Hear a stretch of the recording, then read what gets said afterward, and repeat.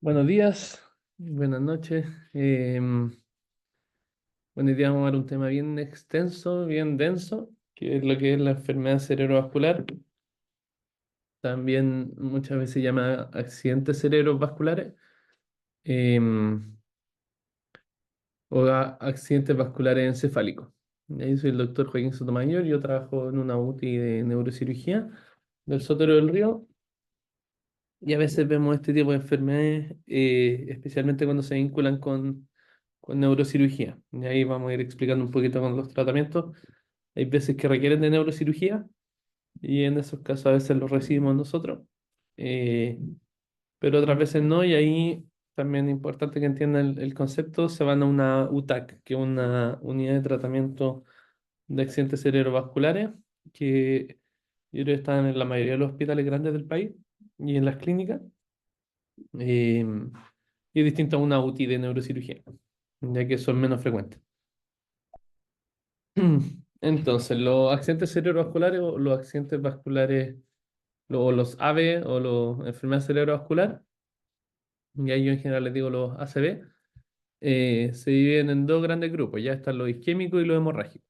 Ya, los isquémicos, bueno, hablan obviamente de isquemia, ¿verdad? En general son trombos que tapan la arteria del cerebro y eso genera una isquemia y un posible infarto de la zona donde se irriga. Dependiendo de la arteria, puede dar una clínica bien variada, que la vamos a ir viendo.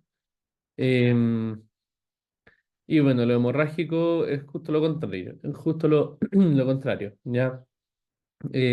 Habitualmente por hipertensión o por aneurismas, se rompe la arteria, y se genera ahí una hemorragia, en el sitio bueno, donde está la arteria, obviamente, y eso también puede generar, como se acumula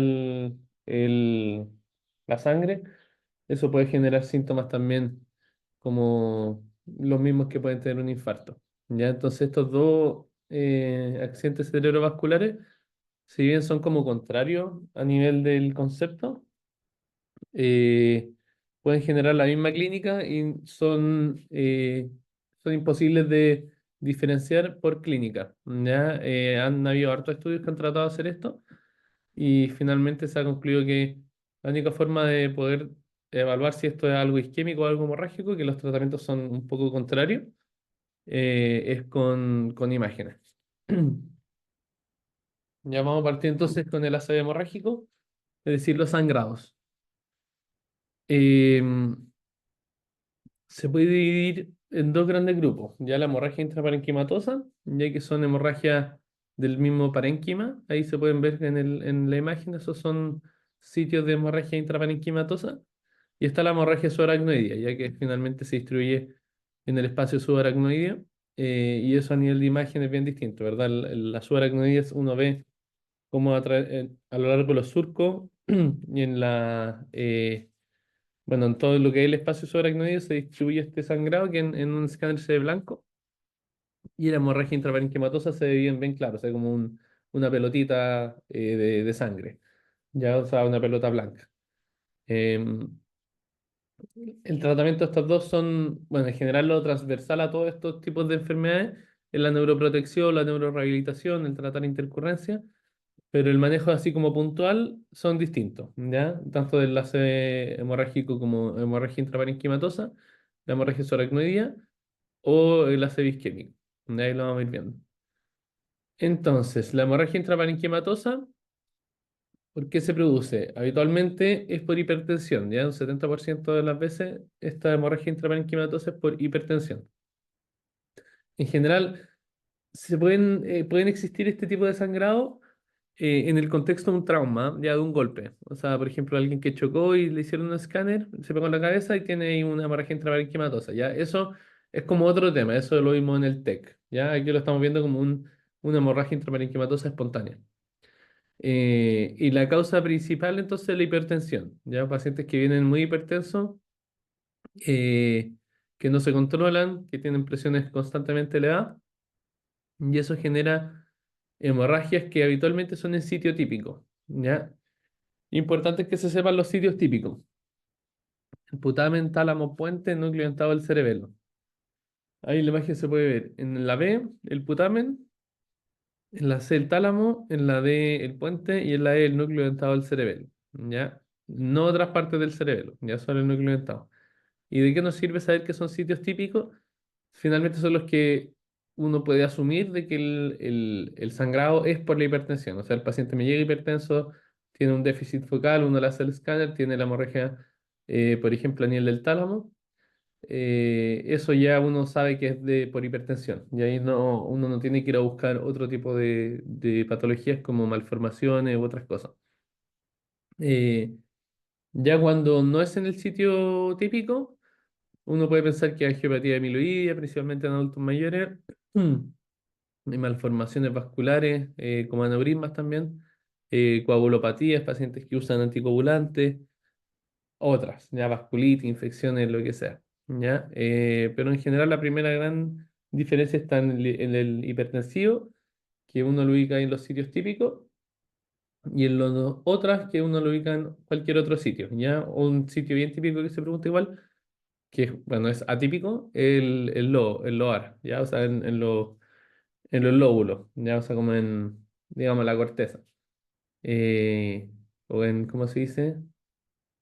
Ahí en, claro, en el lóbulo, ponte tú en el lóbulo temporal, o en la región, no sé, frontal. Entonces, si uno lo ve ahí, uno sabe que eso es atípico y entonces uno tiene que sospechar alguna causa subyacente, aunque también puede ser hipertensivo, ¿ya? O sea, muchas veces uno busca la causa y no la encuentra y puede ser que sea también la hipertensión y que sea un sitio atípico, ¿ya? Pero importante aquí que se sepan de memoria los sitios típicos. Putamen, tálamo, puente, núcleo dentado del cerebelo. Y hay distintas como formas de aprenderse eso de memoria. Yo en general me lo aprendo así nomás. Pero si buscan ahí putamen, tálamo, puente o sitios típicos, siempre van a salir ahí como formas de aprendérselos de memoria, porque es algo que se pregunta mucho y algo que es súper útil, porque si el paciente me llega y uno lo revisa y tiene ahí, uno va a buscar dirigidamente estos sitios, ¿ya? Y si se identifican en estos sitios, no hay que hacerle más estudios a nivel etiológico, uno asume que es la hipertensión. Distinto a lo otro, que sí quizá hay que hacerle, por ejemplo, una angiografía, buscar aneurisma, eh, entre otras cosas. Ya es entonces la hemorragia intraparenquimatosa. Eh, por otro lado, una hemorragia que se comporta distinto es la hemorragia subaracnoidea, ya que habitualmente es por un aneurisma o si no por un trauma, ¿ya? Lo que es trauma no se maneja de la misma forma, ¿ya? En general eso se observa. A veces esta hemorragia subaracnoidea genera meningismo, que es como dolor tipo meningitis, ¿ya? Como signo meningio, dolor en la flexión del cuello. eh, y bueno, se maneja eso como manejo del dolor, que se maneja con corticoides, pero, pero más allá de eso, la hemorragia subaracnoidea en un TEC habla un poco de que es un TEC complicado, que fue más fuerte, pero no se maneja de la misma forma que la hemorragia subaracnoidea espontánea.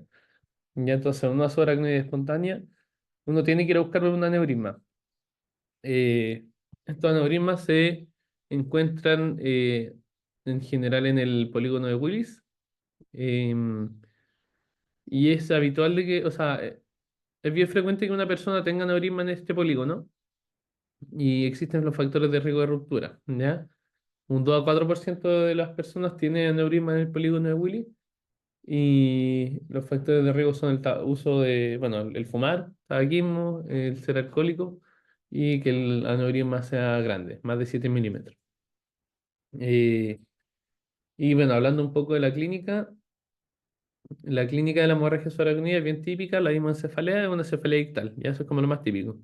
Cefalea ictal, 10 de 10 de Eva, en general puede o no tener compromiso de conciencia, puede o no tener déficit focal, a veces esta hemorragia tiene como asociado también a una hemorragia intraparenquimatosa, o sea, el aneurisma se rompe y la sangre se traspasa, digamos, al parénquima y puede acumularse y también generar una hemorragia intraparenquimatosa.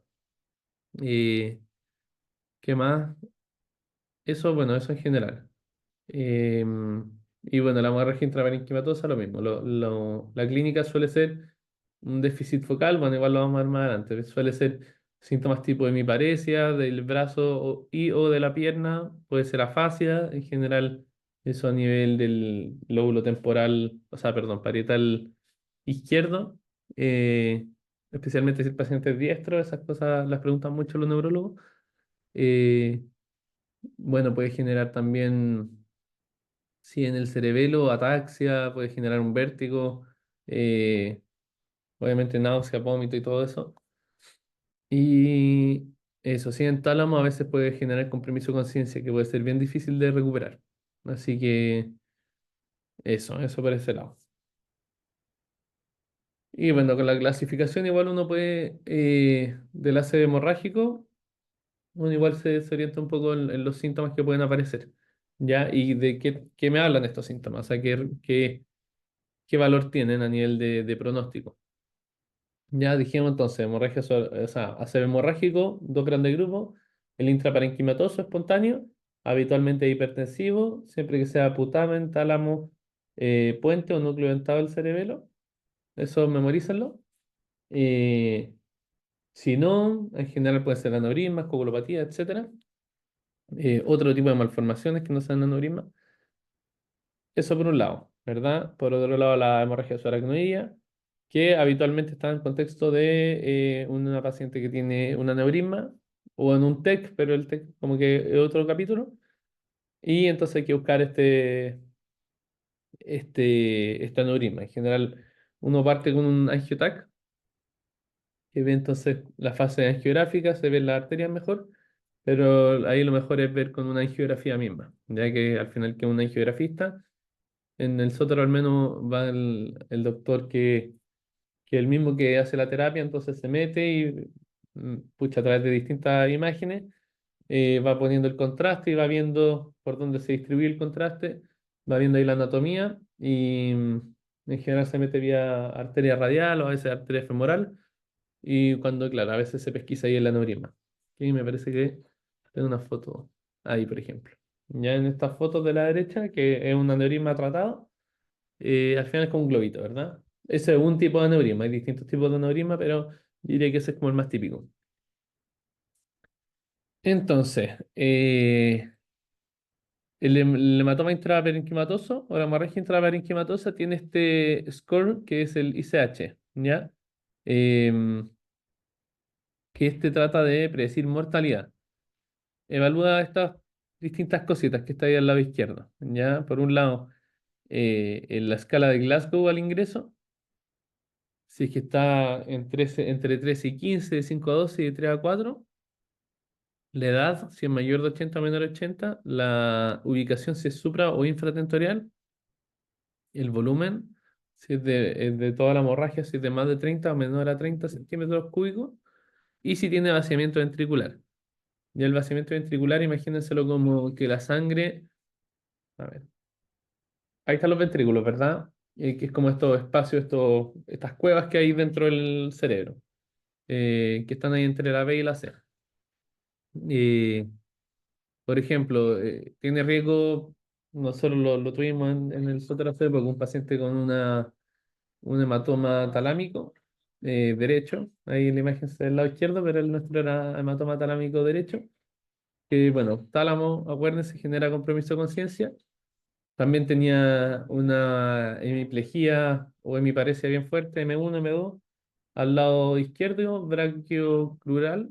eh, y tenía este vaciamiento ventricular. Y al tener vaciamiento ventricular, o sea que la sangre pasa dentro de los ventrículos, esos ventrículos tienen un sistema natural de drenaje que hace que el LCR que se produce ahí mismo, bueno, tiene todo un circuito, ya que no vamos a caracterizarlo así en detalle, pero finalmente es un circuito que el LCR viaja por distintos túneles, pasa ahí alrededor de los surcos, pasa por la médula y tiene un sitio de reabsorción. Ya cuando hay un hematoma, una infección o lo que sea, la sangre coagula y puede tanto como hacer que el líquido sea más espeso y que este se tape y que no drene bien, o puede el mismo hematoma estar justo tapando estos sitios. Y eso puede generar una hidrocefalia aguda, ¿ya? Y fue justamente lo que tuvo nuestro paciente. O sea, fue un hematoma talámico derecho, eh, no me acuerdo la clasificación del ICH, pero tenía vaciamiento ventricular, tuvo una hidrocefalia, entonces eso se maneja con neurocirugía, se pone un drenaje, un tubito, que le aspira el LCR. A la medida que el tiempo pasa, este hematoma se va a ir reabsorbiendo, el LCR se va a ir poniendo más acuoso, más normal, y va a ir haciéndose independiente al tubito y después se puede sacar. ¿Ya? Hay veces que no se puede sacar, pero eso es otro tema. Em, Eso, y bueno, la clínica entonces, como era un hematoma talámico derecho, era una hemiplegia izquierda. Acuérdense que las vías corticales se decusan más abajo en el puente y, y tenía harto compromiso de conciencia. Ya el tálamo, hablamos mucho del on-off talámico, que es como que el paciente tiene un compromiso de conciencia, pero no es persistente, es como fluctuante. Entonces hay veces que está así en off y hay veces que está en on. Entonces, bueno, estos scores, la verdad es que no es tan importante que los conozcan. O sea, que sí los conozcan, pero no que los memoricen. Yo no me los sé de memoria, siempre los reviso de nuevo. Em, pero sí es bueno para saber un poco a qué paciente te estás enfrentando. O sea, es muy distinto un hematoma intraparenquimatoso que tiene 0 puntos a uno que tiene 4 o 5 puntos, ¿verdad? Y ahí está súper claro ahí en la escala de mortalidad. Es algo que se hace súper rápido. O sea, ya con el escáner, con la evaluación clínica inicial. em, con esas dos cosas nomás uno puede ir viendo en la puntuación y según eso la predicción de mortalidad y ahí con eso también guiar un poco la información a los pacientes, o sea, a los familiares. Eso es con el hematoma intraparenquimatoso, ¿ya? Otra cosa es la hemorragia subaracnoidea, que entonces esta hemorragia que se distribuye a lo largo del espacio subaracnoideo. em, y ahí tenemos dos escalas, ¿ya? El Fisher y la Wolf Federation, ¿ya? La Fisher tiene esta que es la Fisher modificada que salió después y que es mejor y predice el riesgo del vasoespasmo. El vasoespasmo en la hemorragia subaracnoidea es un fenómeno medio inmunológico que finalmente hace que las arterias, yo lo pienso así, no creo que sea la explicación más perfecta, pero se irritan, entre comillas, y se apretan, ¿ya? Y bueno, nosotros la otra vez vimos una biopsia, o sea, a mí me mostraron una biopsia de un vasoespasmo, como que está la arteria y la rodean ahí linfocitos y todo un sistema como, como de sistema inmune. Y eso finalmente hace que la arteria se achique como una compresión extrínseca. Y eso puede obviamente disminuir el flujo hacia distal de esa arteria y se puede infartar el territorio o puede tener isquemia por lo menos, ¿ya? Eh, entonces, la hemorragia subaracnoidea genera este fenómeno, puede ser un vasoespasmo de cualquier arteria, incluso las carótidas, puede ser un vasoespasmo difuso, puede ser localizado, leve o severo, ¿ya? Y ese vasoespasmo en general se ve en el día 10 cercano al día 10 en general entre el 7 y el 14, pero igual hemos visto vasoespasmos precoces, por ejemplo, al tercer, cuarto día, y vasoespasmos más tardíos, incluso 20 días, ¿ya? Nosotros habitualmente tenemos al paciente ahí en observación por 21 días y bueno, esta escala de Fisher lo que nos permite un poco es saber qué tan riesgoso es que tenga este vasoespasmo. Ya sea el paciente que tiene un Fisher alto, eh, es más riesgoso y es más probable que tenga un vasoespasmo, entonces uno tiene que tenerle más ojo, ¿ya? Y el vasoespasmo se va a expresar clínicamente como lo mismo que un ACV, ¿verdad? Como un infarto en una localización según la arteria que sea, ¿ya? O sea, por ejemplo, yo he tenido vasoespasmos que me generan afasia aguda y la paciente, claro, de repente está hablando y de repente uno le habla y la paciente no responde, y tiene afasia así de expresión, una afasia de Broca. Y bueno, eso se maneja, que ahí lo vamos a ver un poco cómo manejamos este vasoespasmo. Ahí uno va al escáner, va a hacer una angiotac para evidenciar este vasoespasmo y ver si hay otros vasoespasmos. Y ahí también uno se comunica con el angiografista para ver si quiere hacerle una angioplastía. Eh, Eso, entonces en general una hemorragia subaracnoidea, habitualmente los apellidos que debe tener es hemorragia subaracnoidea, aneurismática, por ejemplo, por un aneurisma de la arteria comunicante anterior, embolizado o no embolizado, Feature 1 y Wolf Federation de 2, por ejemplo, ¿ya? Y uno sabe ya un Feature 1, sabes que esta ya es probable que va a salir más o menos bien. Obviamente siempre hay que monitorizarla bien, pero es una paciente de menor riesgo. Y el Wolf Federation, si es de 2, también es bajito, ¿ya? Y bueno, ahí la escala, la del Wolf Federation, se puede ver abajo. eh, Evalúa el Glasgow y los déficits focales. Ya, o sea, si una hemorragia subaracnoidea me llega sin hemiparesia y sin compromiso de conciencia, o sea, solo una cefalea ictal, sin nada más, sin déficit focales, y uno le hace un escáner y tiene una hemorragia subaracnoidea, eso es bueno, ¿verdad? Y si eso a nivel de mortalidad. Y si esa hemorragia subaracnoidea es delgadita, eh, o claro, es delgadita, un Fischer 1, y eso está bien, ¿verdad? Ahí, bueno, en la escala de Fischer de arriba, lo que dice HIV es la presencia de hemorragia intraventricular, que es un poco lo mismo que comentábamos antes, ¿verdad? Esta sangre puede pasar al intraventricular y eso puede generar de repente una hidrocefalia y eso tiene que requerir un drenaje, ese drenaje se puede infectar y puede haber infecciones intracerebrales, etcétera. Y eso entonces, ya conocer un poco los tipos de ACV hemorrágico, que son dos, intraparenquimatoso, habitualmente son hipertensivos, potable en tálamo, nucleoidentado del cerebelo y puente. Si no, buscar malformaciones, puede ser angiopatía amiloidea, o coagulopatía, vasculitis, lo que uno quiera, ¿ya? Y cuando no son así, unos sitios donde se pueden presentar, uno de los típicos que preguntan, son los lóbulos, ya sea un hematoma intraparenquimatoso frontal, por ejemplo. Ya, y esa intraparenquimatoso frontal o parietal o temporoparietal o occipital, todo eso no me va a generar, o sea, no es un sitio típico y sí hay que buscarle una causa, un mecanismo etiológico. Por otro lado, entonces vimos la hemorragia subaracnoidea, ruptura habitualmente de aneurisma o puede ser en contexto de TEC.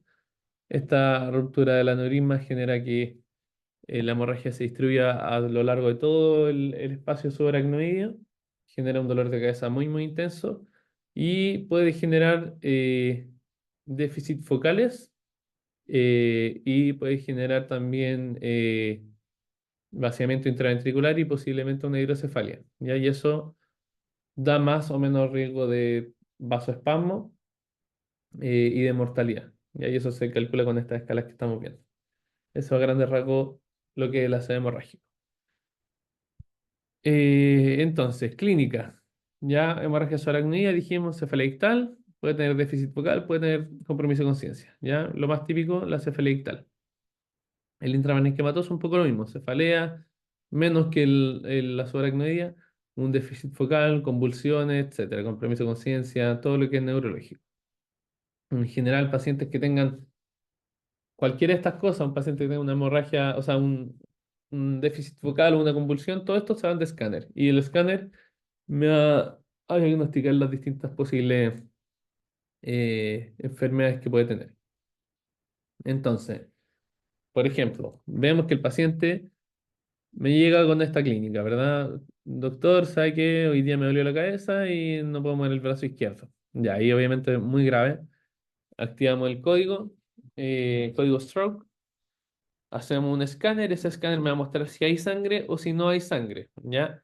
Si hay sangre, es un ACV hemorrágico. Si la sangre se distribuye a lo largo de todo el espacio subaracnoideo, es una hemorragia subaracnoidea, que puede tener también un hematoma intraparenquimatoso asociado, así como que la sangre se acumule ahí en un foco, en general en relación al aneurisma.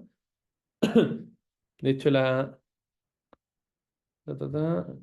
ventricular, dame un segundo.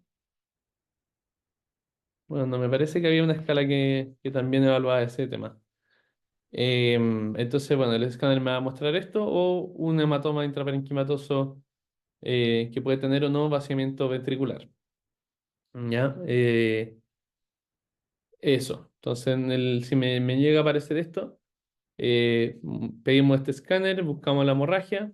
Si ahí está esta hemorragia, siempre complementar con exámenes generales varios. Buscar normotodo, que eso es la neuroprotección. Buscar normoglicemia, si es muy diabético, hay que manejar la diabetes. Si, no sé, pues tiene un sodio alterado, manejarle el sodio. em, y lo que sea, en general, bueno, la temperatura, que esté bien, que no vomite, que no tenga dolor, que las presiones estén en rango.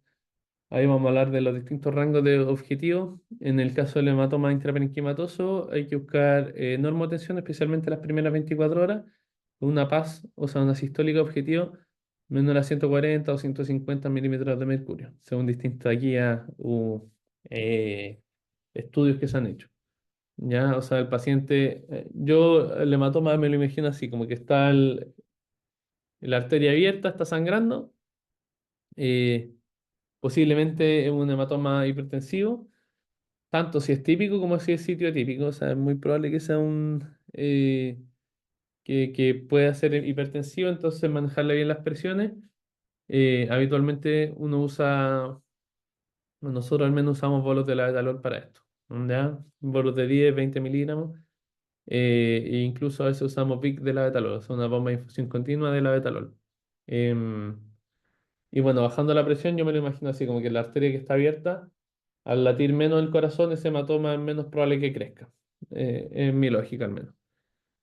Siempre evaluación por neurocirugía, ya estos hematomas tienen que conocerlo, tienen que estar al tanto de, bueno, ellos tienen sus parámetros, yo no tengo muy claro cómo funcionan, pero siempre es bueno que conozcan al paciente, ¿ya? Y van a ver qué tan riesgoso o no riesgoso es que requieran o no una neurocirugía, ¿ya? A veces, cuando el hematoma es más periférico, siempre es más fácil de operar, cuando es más profundo es más difícil, cuando es cerebeloso es más fácil porque ahí uno le puede hacer una cranectomía de fosa posterior, pero lo importante es que ellos lo vean. Habitualmente siempre quedan con seguimiento tomográfico, con escáner, en general siempre piden en 6 horas o antes SOS y clínico. Ya, o sea, siempre que este déficit neurológico se mantenga igual o mejore, pero que no empeore. Ya que el Glasgow no caiga y etcétera. O sea, uno lo va a ir a evaluar, ojalá, todas las horas. Siempre que tenga un nuevo déficit o que tenga una convulsión o algo similar, tiene que hacerse un nuevo escáner y reevaluar. Y en eso vamos a estar, ¿ya? Manteniendo todos los parámetros normales, ya manejando el dolor, manejando la fiebre, manejando la glicemia, manejando el sodio, manejando las presiones, muy importante, y reevaluando y que el hematoma se mantenga bien. Importante esto para todo tipo de hemorragias, pero no lo habíamos comentado en clases previas, pero sí es importante conocer la reversión de las coagulopatías. O sea, una posibilidad de que es que sea que estos pacientes tengan no sé, una anticoagulación por un TEP o con una FA o lo que sea. Entonces, que estén usando algún tipo de anticoagulación. Y obviamente, si está sangrando, y esto es transversal a todo tipo de sangrado, una hemorragia digestiva alta, una hemorragia, bueno, que es lo que se le ocurra, hay que revertir la coagulopatía, ¿ya? Em, lo más habitual es que vengan con el taco, ¿verdad? Con warfarina, cumarol. Ahí lo que se puede dar es vitamina K, 10 miligramos endovenoso, y el complejo protrombínico o el Octaplex, ¿ya? Esto es menos frecuente de tener, así que si no se puede usar plasma fresco congelado de 10 a 15 cc por kilo.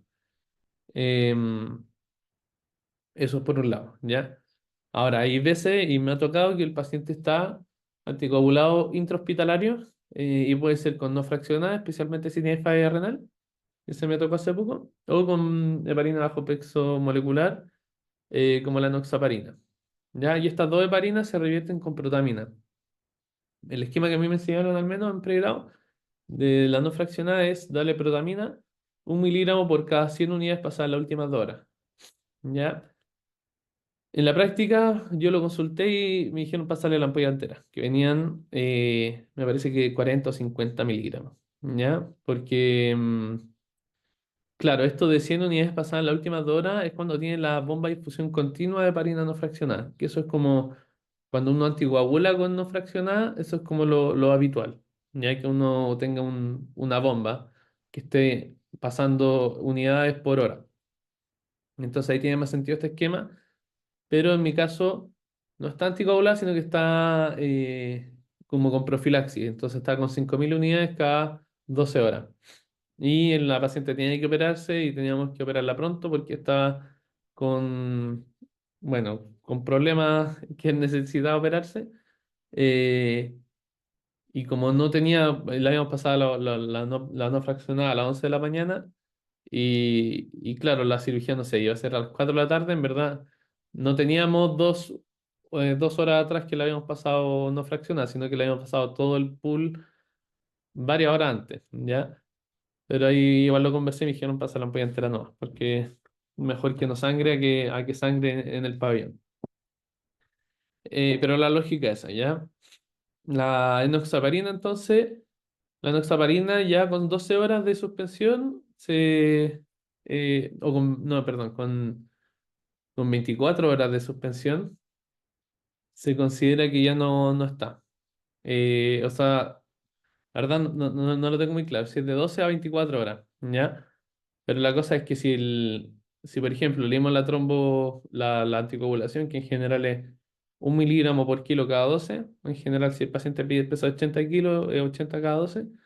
Si la última dosis fue hace menos de 8 horas, hay que darle 1 miligramo de protamina por cada miligramo de enoxaparina, ¿ya? Y si la dosis es entre 8, y yo diría que es más de 12 horas, que entre 8 y 24 horas, eh, yo le haría las 0,5 miligramos de protamina por cada miligramo de enoxaparina. O sea, si fueran 80, estaría con 40 de protamina. Si es que es pasado las 8 horas y si fueran los 80 y el paciente le acaban de pasar la dosis, le tendríamos que pasar 80 miligramos de protamina. Sobre los nuevos anticoagulantes, existe el Rivaroxaban, que se puede revertir con Octaplex, sino con Andexanet alfa, fármacos nuevos, poco disponibles y difíciles, o sea, poca gente los sabe usar. En general, esto se puede encontrar más en las clínicas. Y bueno, Dabigatran, que se puede usar el Idarucizumab, Idarucizumab, que es un anticuerpo monoclonal. Y bueno, también que sepan que es dializable. ¿Ya? Y este tema es un tema bien nuevo de los anticonvulsivantes nuevos, o sea, anticonvulsivantes, anticoagulantes, y que se están evaluando distintos otros fármacos que puedan ser los antídotos. Eh, entonces, bueno, si el paciente tiene una coagulopatía por algún tipo de fármaco, se revierte, y eso es lo más importante. Una vez revertido, eh, se mantiene lo mismo, ¿verdad? Mantener examen neurológico seriado, mantener neuroprotección, normo todo. Muchas veces estos pacientes aspiraron y están con una neumonía asociada o lo que sea, eso también se maneja y posteriormente se va rehabilitando. Eso es como el manejo de un hematoma intraparenquimatoso. Y bueno, por el otro lado teníamos la hemorragia subaracnoidea, cuando no es traumática, eh, que habitualmente es aneurismática. Es un poco similar todo, ¿verdad? Siempre es neuroprotección y para todo es neuroprotección. Después viene la neurorehabilitación, que es como viene un par de días después. Em, y bueno, en este caso, acuérdense, el intraparenquimatoso habitualmente es hipertensivo, puede ser por coagulopatía, eso se revierte. La HCA entonces en general es aneurismática, puede que tenga coagulopatía, eso también se debiera revertir.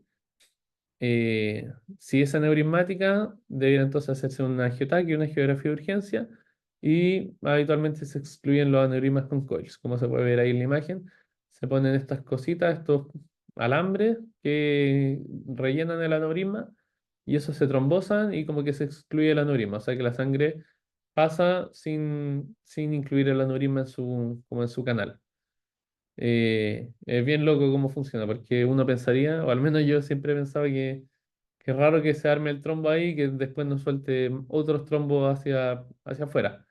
Pero efectivamente así es. Y también, curiosamente, cuando quedan así los coils bien puestos, no se usa ningún tipo de fármaco después, porque uno también pensaría ya, pues uno debiera usar aspirina o algo así para, a permanencia para evitar de que esto se trombose. Y no, se usan así nomás y funcionan bien.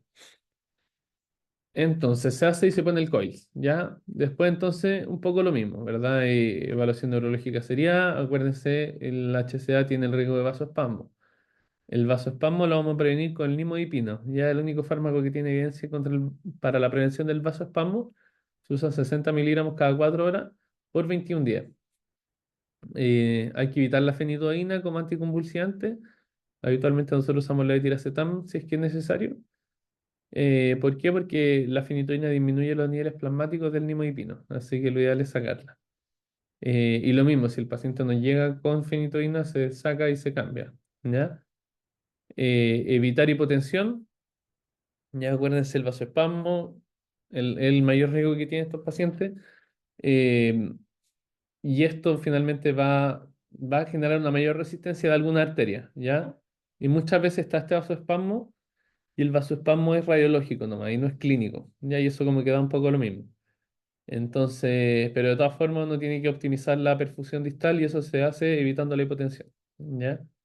Em, lo mismo, pesquisar el vasoespasmo a tiempo, tenerle mucho ojo, especialmente más cercano al día a día. Siempre hacer examen neurológico seriado, buscar déficits focales, tanto hemianopsias como hemiparesias, problemas sensitivos, etcétera, compromiso de conciencia. En caso de aparecer, angiotac de urgencia y buscar el vasoespasmo. Em, si es que tiene el vasoespasmo, entonces vamos a subir las presiones. Habitualmente usamos noradrenalina, usamos suerito a dosis altas, 100 cc hora, por ejemplo. Cosa de que la arteria, digamos, que tenga el vasoespasmo esté con lleno de volumen, que presione de adentro hacia afuera y que el corazón lata más rápido y también pueda vencer esta resistencia. Y que se evalúe para el angiografista. Ya eventualmente se tendría que hacer una angioplastia de urgencia, ¿ya? Eso puede ser química o farmacológica. O sea, perdón, química o mecánica, ¿ya? O farmacológica o mecánica, ¿ya? Cuando es farmacológica, lo que hace ahí el doctor es que se mete, llega justo donde está el vasoespasmo y le tira ahí fármaco en dosis que, como bien localizada, ¿ya? Y eso abre la arteria. Eh, Cuando es mecánica, lo que hacen es como que se meten al vasoespasmo y lo abren, ya como con un balón. Em, eso entonces. Entonces eso hace hemorrágico, ¿ya? Repasando un poco, son dos cosas distintas, el intraparenquimatoso y la hemorragia subaracnoidea. El intraparenquimatoso, generalmente etiología hipertensiva, especialmente en sitios típicos, putamentálamo nucleato del cerebelo, puente. Eh, la clínica va a depender de los sitios, eso no lo hemos hablado mucho en esta presentación. Em, ¿Qué más? Bueno, eso tienen distintas, bueno, la hemorragia subaracnoidea en general se fue ictal, en general es ruptura de un aneurisma, se tiene que ir a buscar el aneurisma y se tiene que excluir, habitualmente se usan coils. Y posteriormente viene todo lo que es el tema de la neuroprotección, habitualmente el manejo hemodinámico muy importante en el intraparenquimatoso, buscar presiones más bajas, en la hemorragia subaracnoidea no importa menos, lo más importante, en general nos piden menor a 160 de sistólica, eso no lo hemos comentado, previo a la exclusión del aneurisma y posterior a la exclusión del aneurisma, uno puede buscar presiones más altas porque ahí viene el periodo del vasoespasmo. Em, Eso, pesquisar complicación a tiempo, puede haber hidrocefalia, puede haber un aumento del hematoma, desviación de línea media, tratar el dolor, la fiebre, el sodio, la glucosa. Ya esos son lo que es neuroprotección. Y rehabilitar, ¿verdad? Estos pacientes pueden llegar con varios déficits neurológicos, con problemas del habla o problemas de la ilusión, eso se rehabilita con fono, pueden tener problemas de las paresias del brazo y la pierna, eso se va con el kine, después también puede meterse el terapeuta ocupacional bueno, eso es un tema ya de más largo plazo y de neurorehabilitación. Ahora, entonces el ACV isquémico se define como una disfunción neurológica global o focal de inicio súbito raramente convulsiva y que dura más de 24 horas y que se da una alteración vascular. Eh, y que no es un sangrado, ¿verdad? Si la duración de la difusión es de menos de una hora, se habla del TIA, ¿verdad? El ataque isquémico transitorio. Ojo con los TIA porque, por ejemplo, un paciente que le da un déficit focal, una hemiparesia en el brazo izquierdo o qué sé yo, una fascia, y le dura 30 minutos y se le pasa y te consulta por esto, se tiene que ir a la urgencia porque se tiene que hospitalizar porque tiene riesgo de que haga efectivamente un accidente cerebrovascular posteriormente. Eh, Bueno, aquí es importante que manejen los territorios, esto, y bueno, y la clínica asociada a los territorios de la arteria. Esto igual es bien del neurólogo, pero a grandes rasgos uno tiene que saber que la ACA o la arteria cerebral anterior irriga, bueno, ahí se ve bien, ¿verdad? La parte que es como más medial y hacia frontal. eh, y eso irriga principalmente la función de la pierna, ¿ya? O sea, y igual podría agarrar también un poco el brazo. Entonces, un infarto de la ACA me va a comprometer la pierna contralateral. Por ejemplo, si el paciente lo mismo, ¿verdad? Si el paciente me llega con no sé, un déficit focal y no puede mover la pierna derecha, uno le hace el escáner y va a buscar la lesión en el territorio de la ACA izquierda, ¿verdad? Todo esto es contralateral. Eh, la ACM es la más típica, ¿verdad? Y la ACM es la que está ahí en amarilla. Bueno, la AK es la que está en azul. Y la amarilla en general tiene una parecia brachiocrural, o sea, de brazo y pierna, pero más de predominio de brazo. Yo siempre me lo he imaginado con con este esquema, ¿cómo se llama? Bueno, no me acuerdo, pero el esquema que está más a la derecha, que tiene la pierna la tiene más a medial y después tiene el brazo un poquito más como arriba y lateral. Entonces, como el territorio de la ACA es más medial, yo pienso que es más la pierna, ¿verdad? Como es más lateral o superior lo que es el brazo, la ACM agarra más el brazo. O sea, es más probable que si tiene un infarto de ACM, el paciente tenga una paresia del brazo que una paresia de la pierna, o puede tener las dos, pero suele ser mayor el del brazo. ¿Ya? Pueden ser las dos iguales también. Incluso pueden ser mayor la de la pierna, pero lo habitual es eso, ¿verdad? O sea que lo que esté más comprometido en una CM sea el brazo del contralateral. Además, agarra muchas veces lo que es el área visual hacia posterior. Como pueden ver ahí, bueno, la CM agarra un terreno gigante y pueden tener una hemianopsia. ¿Ya? O sea, ahí hay que ver siempre el campo visual. Habitualmente uno lo hace por confrontación. Uno le dice al paciente, mírame la nariz, y ahí le va poniendo los dedos y viendo qué campo visual es el que está alterado. Y se evalúa cada ojo por separado. Eh, eso. Entonces, ¿por qué eso ocurre en los ácidos isquémicos? Ya habitualmente son aterotrombóticos. O sea, sí, pueden ser aterotrombóticos, no es que sea lo más habitual, pero es de las cosas más habituales. Ya, o sea, esto es ateroma, esto es enfermedad metabólica, donde se acumulan las placas de grasita y se rompen, y es lo mismo que un infarto cardíaco.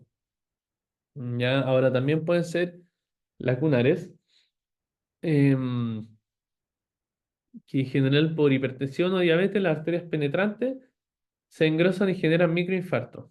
¿Ya? O sea, la hipertensión me puede generar tanto unos problemas que a futuro me van a generar un hematoma, es decir, sangrado, o a la vez me puede generar también unos infartos. ¿Ya? En general, los sitios de infartos lacunares son el brazo posterior de la cápsula interna, el núcleo lenticular, el tálamo y el puente. Ya aquí repetimos entonces lo que es tálamo y puente. Acuérdense en lo que es el ACV hemorrágico hipertensivo, tálamo puente, núcleo dentado del cerebelo y cabeza del núcleo caudado. A ver, vamos a revisarlo. No, putamen, tálamo, putamen me faltó. Núcleo dentado del cerebelo. Aquí entonces diríamos brazo posterior de la cápsula interna, el núcleo lenticular, el tálamo y puente. ¿Ya? Ahí no es importante que no se confundan con estas dos. Ahora, si quieren aprenderse solo una, apréndense lo otro, ¿verdad? Los sitios típicos de hipertensión. Y esto en general, como son microinfartos, generan una hemiparesia más pura o una hipoestesia pura. O sea, son síntomas como bien precisos. También pueden ser embolías cardiogénicas, pacientes con FA que no están anticoagulados o incluso que están anticoagulados, pero igual generan trombo. Y estos migran del corazón y habitualmente pasan a instalarse ahí alguna arteria del cerebro. Pueden ser causas no precisadas, que igual es bien habitual. Y otras, ¿verdad? Puede ser vasculitis, trombosis venosa, disecciones arteriales. La clínica entonces va a variar según la localización. En general se puede encontrar hemiparesia, afasia, hemianopsia, ataxia, también hemihipoestesia, también heminegligencia. Yo diría que esos son los más típicos. En general, entonces, lo típico es paciente ACM, ¿verdad? ACM derecha. Vamos a tener una hemiparesia izquierda, brachiocrural. En general muere más el brazo que la pierna. Em, ¿Qué más vamos a tener? Podríamos tener perdón, hemianopsia, o sea, síntomas visuales. Ahí habría que hacer el recorrido, pero me parece que es una hemianopsia del lado izquierdo también, ¿ya? Y también hay una heminegligencia, eso también es interesante. Que en general eh, el parietal que es, digamos, el lóbulo que está al frontal, está atrás el parietal. El del lado izquierdo ve el lenguaje. En general, si el paciente es diestro, el del lado izquierdo ve lo que es el lenguaje, o sea, es el que cuando se compromete genera la afasia. Entonces, una semi-izquierda, lo más probable es que el paciente tenga afasia, especialmente si es diestro, hay como un 95% de probabilidades. Cuando es zurdo, también hay hartas probabilidades, pero no es tanto. Eh, entonces, parietal izquierdo da afasia, parietal derecho, o digamos, el parietal dominante se llama, da afasia, y el parietal no dominante, que habitualmente es el derecho, da negligencia. Y la negligencia es como que el paciente no considera, no le presta atención a un área de su campo, ¿ya? Eh, es un síntoma muy raro, pero es bien frecuente ver. Como que el paciente, no sé, pues si tiene una negligencia, por ejemplo, si hay un infarto o una lesión ahí temporal, o sea, perdón, parietal derecha, la negligencia es de la izquierda y el paciente va a estar mirando hacia allá, digamos. Ya no va a estar pescando este campo. Y no es que no lo sienta ni es que no lo pueda mirar. A veces se mezcla también con una hemianopsia. Eh, y bueno, siempre es más difícil de hablar, pero ahí los neurólogos son expertos en eso. Entonces, heminegligencia va con el parietal, eso va con la ACM. La heminegligencia es el lóbulo parietal no dominante y el dominante va a agarrar lo que es el lenguaje. Además del área motora, entonces tendríamos una hemiparesia predominantemente de brazo. La fascia, entonces dijimos lo que era el parietal dominante. La hemenopsia va a agarrar cuando es como occipital, a veces la arteria cerebral posterior, o la ACM también la puede generar. Y lo que es ataxia, eso habitualmente ya va más cuando son temas cerebelosos. Eh, Hay, bueno, según el infarto que haya, hay infinitos. ¿Ya? Hay como infinitos como agrupaciones de síntomas que uno le permiten como precisar bien, como el síndrome clásico. ¿Ya? Uno bien de los más típicos, el síndrome alterno, que es cuando hay una hemiparesia y un compromiso de los pares craneales contralaterales. ¿Ya? Acuérdense, los pares craneales salen en el tronco encéfalo, ¿ya? En general en el puente, pero igual pueden ser un poquito más altos y más bajos, pero la gran mayoría salen como desde el puente. Entonces, si hay un compromiso de los pares craneales y hay un infarto, uno tiene que entender que lo que está comprometido es el puente, es obvio, ¿verdad? Eh, y claro, por ejemplo, no sé, pues si tengo un compromiso del tercer par, uno sabe que el tercer par está ahí en el puente y habitualmente se compromete el tercer par del mismo lado. Por ejemplo, si yo tengo un compromiso del tercer par derecho, voy a generar que el paciente tenga una desviada del ojo derecho, una mirada desviada del ojo derecho hacia afuera, ¿verdad? Una parecia de toda la oculomotilidad excepto del abducente que solo controla el sexto par. Y a la vez vamos a tener una hemiparesia en mi cuerpo izquierdo. ¿Ya? Y eso se llama síndrome alterno y eso hay que ir a buscar la lesión en tronco. Y esto es transversal, no necesariamente del ácido isquémico, ¿verdad? Esto puede ser por un tumor, por un absceso, puede ser una hemorragia, puede ser posquirúrgico, de repente pacientes que es raro que operen un troncoencéfalo, pero si están operando ahí un problema dentro de la cirugía, o un accidente, lo que uno quiera. ¿Ya? Ahí eso es muy importante en la neurología, entender la neuroanatomía y la funcionalidad que tiene eh, cada hemisferio y cómo se distribuyen las vías, que es, bueno, yo encuentro que es lo más difícil. Eh, por otro lado, tenemos el ácido isquémico que puede generar un vértigo agudo, eh, o sea, un infarto del cerebelo, también una hemorragia. Eh, y bueno, esto tampoco vamos a entrar mucho, pero acuérdense, un vértigo agudo, un paciente que empiece con que todo le gira alrededor de la cabeza, puede ser el cerebelo, puede ser el oído medio, o sea, periférico. ¿Ya? O sea, ahí siempre hay que diferenciar vértigo tipo central o vértigo tipo periférico. Y hay dos grandes formas, o sea, hay toda una evaluación que hay que hacer, pero están las deadly Ds, que son como las Ds de la muerte, las D, la disartria, la disfagia, disfonía, dismetría, diplopía, disestesia. ¿Ya? O sea, si el paciente tiene un vértigo y a la vez, no sé, pues se está atragantando, no puede tragar, tiene disfagia, raro, ¿verdad? Sospechar vértigo central. Si el paciente te dice que ve doble y tiene el vértigo, raro, ¿verdad? Sospechar que es central y así. Y el HINTS, ¿verdad? El Head Impulse Test, ver el nistagmus y el test de Skew. ¿Ya? No lo vamos a ver mucho en esta clase. Ya. ¿Y qué hacemos entonces con un ACV isquémico? Esto yo creo que también es de las cosas más densas. Bueno, esta clase en general igual es densa.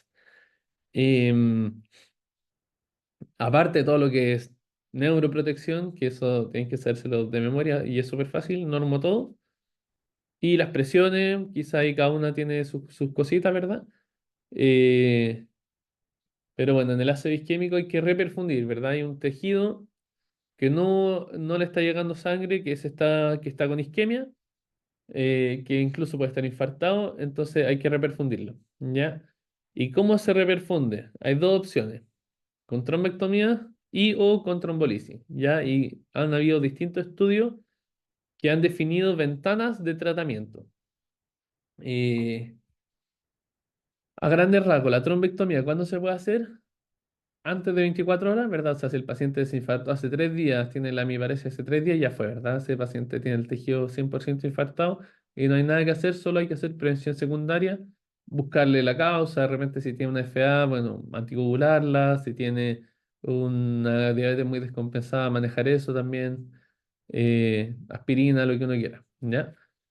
Pero no se hace la reperfusión, ¿ya? Ahora, si el paciente lleva menos de un día, ahí empiezan todos estos temas que son bien, bien difíciles. O sea, si el paciente dice, no sé, llevo 6 horas desde este déficit, o hoy día me desperté y no podía mover mi brazo, ¿qué hacemos? Y aquí han salido distintos estudios. Ya a grandes rasgos, la trombectomía va a requerir una oclusión de un vaso de gran calibre. Y eso es importante que se entienda. La trombectomía es que el angiografista se mete por alguna arteria, la femoral, la radial o la que uno quiera, y llegan ahí al sitio donde está el trombo y de alguna forma lo succionan. ¿Ya? No me sé muy bien ahí del cómo lo hacen, pero se mete al angiografista y lo resuelve. ¿Ya? Y para que eso funcione o para que la angiografista pueda llegar, necesitamos que el trombo sea proximal, que sea un trombo que esté en una arteria grande, porque si está en una arteria muy chiquitita, muy distal, el aparato del angiografista no llega, es muy difícil. Ya la arteria ahí es más difícil para él. Entonces, en cierto sentido, hay veces que la arteria sea gigante la que se tapó, entre comillas, más fácil e incluso puede ser mejor porque se saca el trombo y se resuelve todo. ¿Ya? ¿Y cuándo se puede hacer la trombectomía? O bueno, eso es por un lado, pero también entender lo que es la trombolisis. Ya la trombolisis es administrar un fármaco, en general el altaplase, eh, que es como un trombolítico, un fármaco que genera que los trombos se disuelvan y es muy prohemorrágico, o sea, tiene mucho riesgo de hemorragia. Y eso es un riesgo importante en un ACV isquémico porque el infarto puede tener lo que se llama una transformación hemorrágica y puede empezar a sangrar, ¿ya? y puede sangrar de todos lados. O sea, de repente si una mujer y está con su menstruación, perfectamente, o sea, no se puede dar la trombolisis, ¿verdad? Se puede sangrar por ahí. Es un fármaco muy, muy fuerte. Em, entonces, ¿cuándo se pueden dar estas cosas?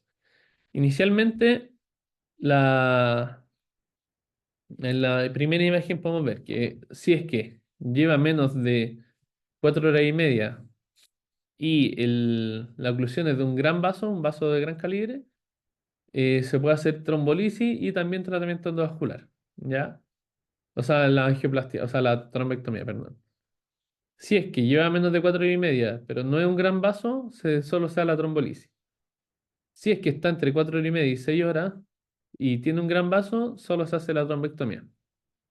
Ya, o sea, este primer estudio demostraba, o esta primera guía, permitía que uno hiciera la trombolisis solo si la duración era menor a 4 horas y media.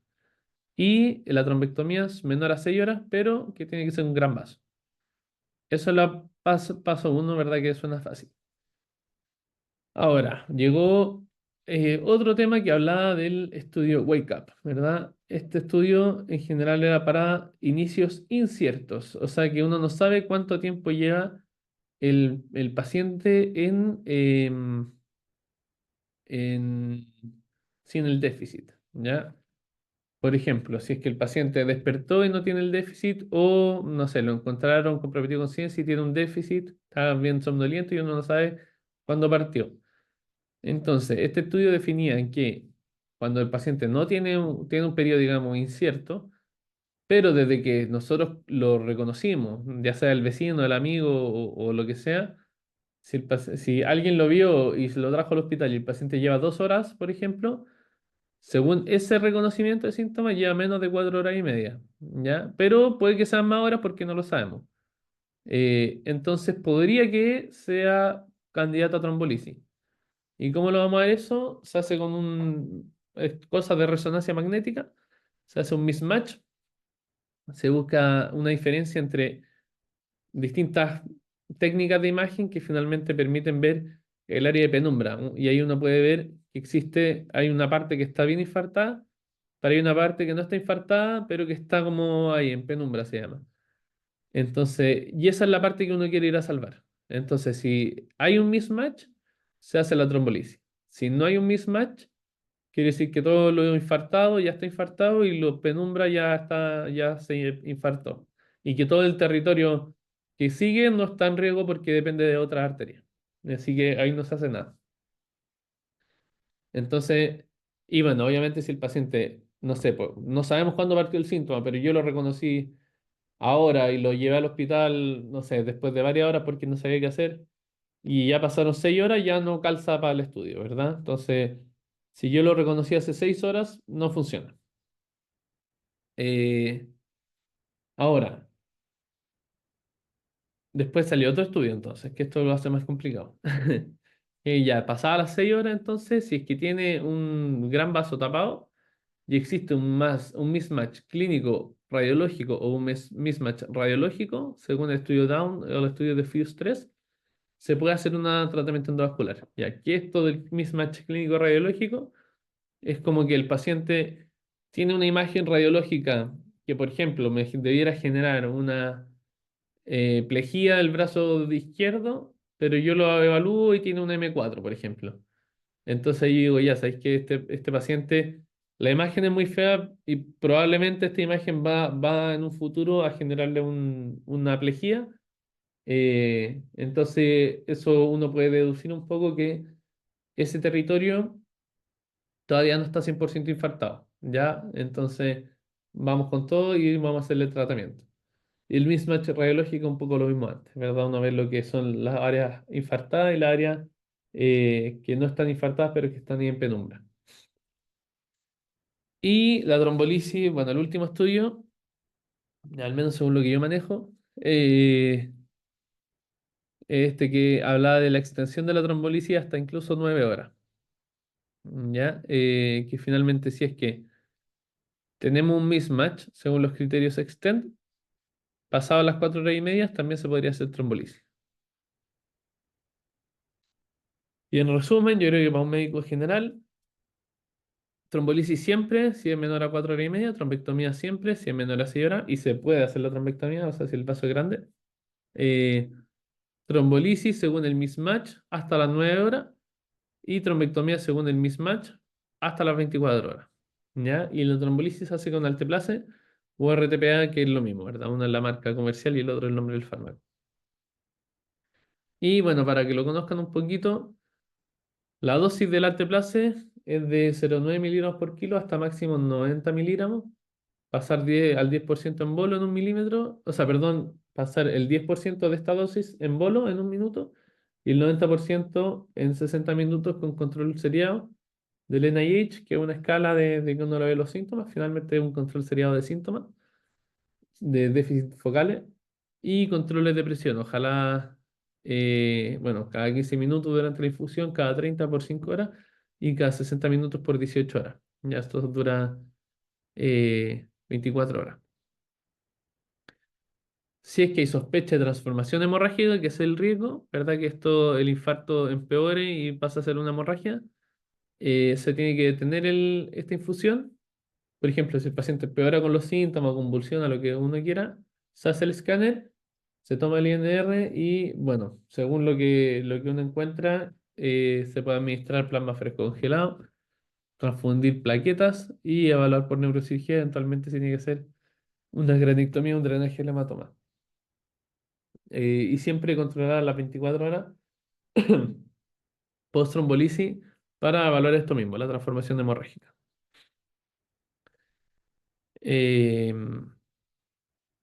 bueno, muy interesante igual que el paciente cuando la trombolisis funciona es muy milagroso. O sea, si el paciente llega y lleva 1 hora de un déficit y lleva una fascia con, no sé, una hemiparesia del lado derecho, un braquiocrural, una hemiplegia, súper terrible. O sea, ese paciente no lo ve y dice, chuta, este paciente va a quedar postrado para siempre. Y lleva poco tiempo desde que se reconocieron los síntomas y le hace uno la trombolisis. Yo nunca lo he hecho, pero sí, yo lo recibo en la unidad y me cuenta la historia de lo que pasó el día anterior y uno conoce estos casos. En general, siempre esto lo ideal es que lo haga el neurólogo, que sabe ver bien las imágenes, que se maneja perfecto con los criterios. De hecho, hay una subespecialidad de neurología que es neurovascular y que se enfoca principalmente en esto. Em, Pero bueno, es muy mágico cuando al paciente le pasan la trombolisis y se le pasan los síntomas. O queda, por ejemplo, con un M4 en el brazo y es como su único déficit. Así que por eso es muy importante educar y entender que hay que reconocer los síntomas y ir al hospital y que se haga lo que se tiene que hacer. Sí, también hay casos de que uno le pasa la trombolisis y todo empeora y se va todo al carajo. O sea, empieza con un hematoma y claro, hay que operarlo y el paciente queda así ya igual de postrado. Pero igual es, digamos, el riesgo-beneficio es más el posible beneficio que el posible riesgo. Pensando que el paciente igual ya tiene una paresia, o sea, una plejía o una fase que lo va a mantener ahí postrado para siempre. Y bueno, luego de esto, una vez que se reperfunde o que se intentó reperfundir, que se hizo la trombectomía o que no se hizo, o incluso que no se hizo nada, pero igual se hospitalizó, se maneja con rehabilitación y neuroprotección, sodio, glucosa, exámenes de todo, presiones, etcétera. Manejo de intercurrencias, muchas veces se infectan estos pacientes. Em, Siempre buscar normotensión, evitar las presiones muy altas, como sobre 220, 120. Pero eso, digamos, con bolos de la Altalol SOS. Em, si es que las tiene altas, pero no en ese rango, uno puede ajustar los fármacos vía oral, con, no sé, los sartán, carvedilol, lo que uno quiera. Y importante que si es que uno decide trombolizar, previo a la trombolisis, necesitamos que tenga una presión bajo 185-110. ¿Ya? O sea, uno no puede trombolizar si es que las presiones están muy altas, eso es lo importante. Y luego hay que buscar presiones bajas, bajo 180, 105. ¿Ya? Si es que se hace una trombectomía, es un poquito más estricto lo que es la sistólica. Ya en general uno hace sistólicas menores de 160 o incluso menores de 140. Eso sería. Muchas gracias. Un poco densa la clase, pero Creo que tocamos varios puntos.